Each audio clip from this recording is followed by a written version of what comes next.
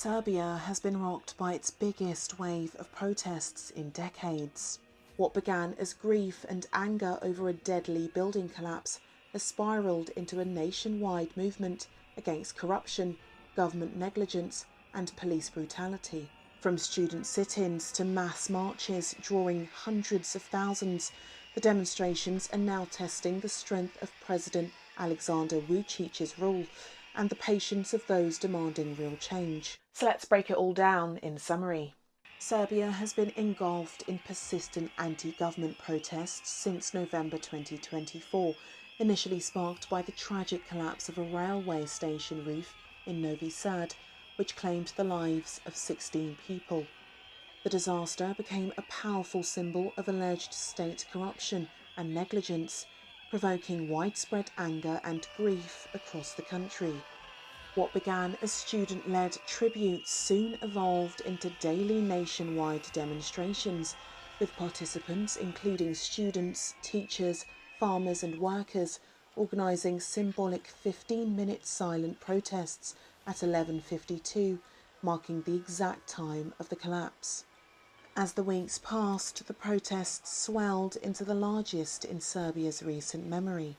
In December, a massive rally in Belgrade's Slaviha Square attracted an estimated 100,000 protesters, marking a critical escalation in scale. The movement reached its peak in mid-March, when independent monitors estimated between 275,000 to 325,000 people marched through Belgrade in what may have been Serbia's largest ever protest. Citizens from all walks of life, students, veterans and everyday workers gathered for speeches, silent vigils and chants demanding accountability and reform.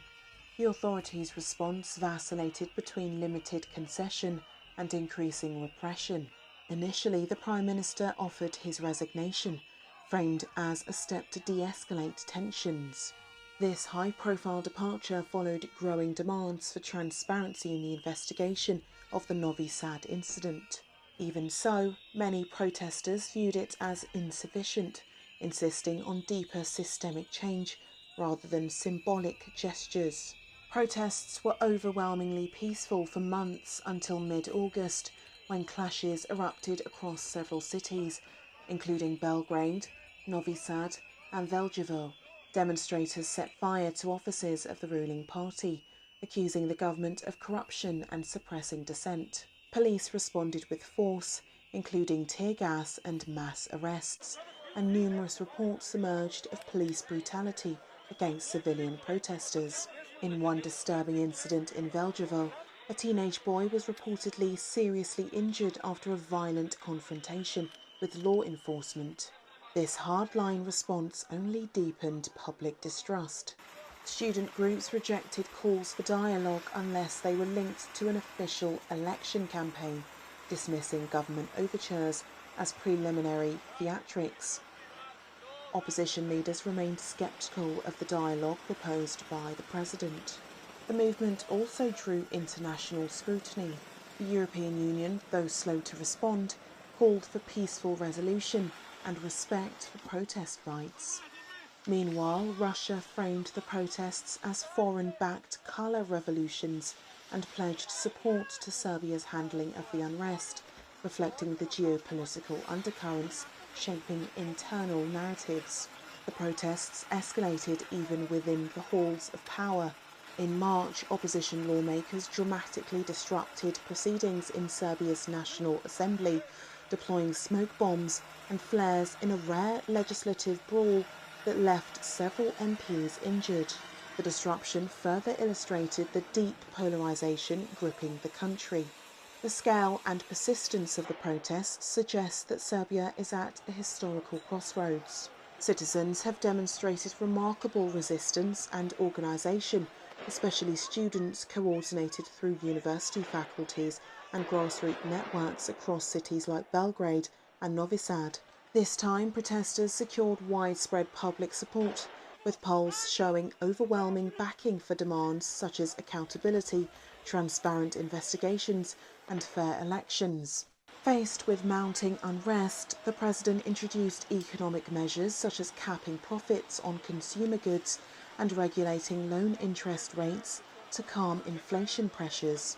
However, many saw this as a reactive policy rather than a political solution, unlikely to quell deeper grievances about democratic erosion.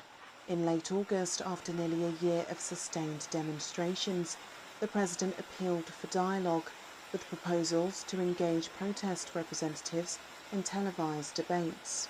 Yet leaders from the student movement and the opposition dismissed the offer, insisting they would only participate in discussions during an election campaign, not under the current government's terms. In summary, Serbia has been swept by its largest protest movement in decades.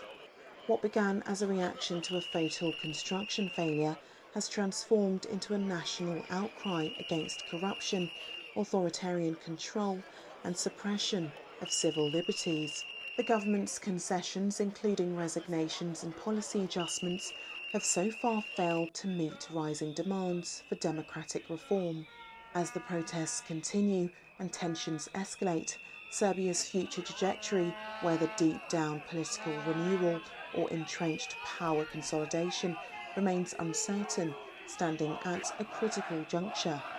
As the protest continues, the question facing Serbia is no longer just about accountability for one tragic accident, it's about the future of democracy itself.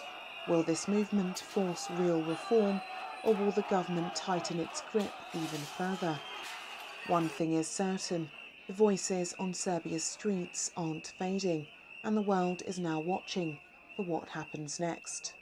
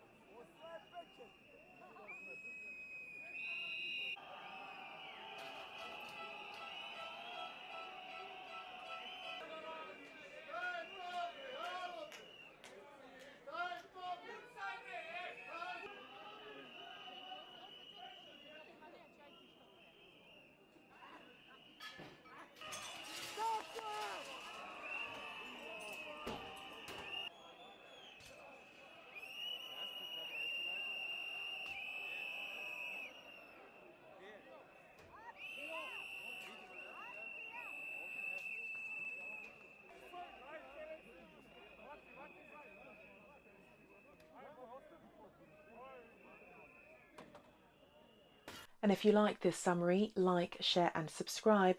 Thanks for watching, and I'll see you in the next one.